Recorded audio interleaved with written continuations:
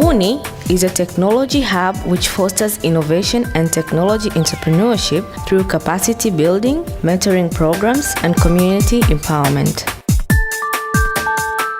The increase of number of industries in the country has led to an increase of e-waste production, which poses an impact to the environment as well as human health.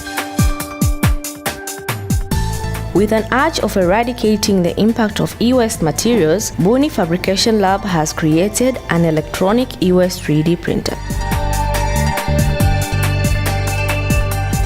An e-waste 3D printer is a computer-aided device built from a collection of disposed, recycled, resell, salvage electronic devices which prints tangible objects.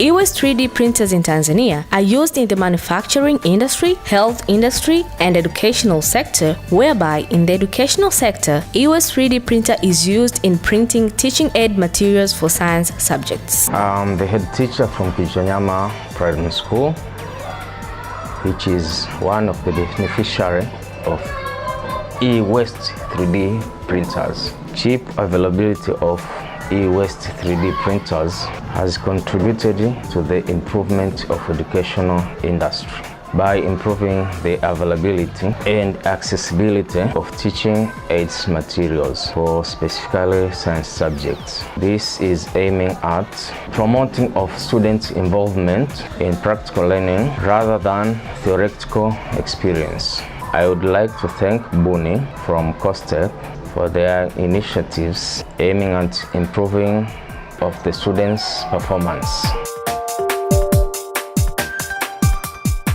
Manufacturing of the e-waste 3D printers in Tanzania increases job opportunities to the e-waste collectors and at the same time increases affordability of owning it for economic development.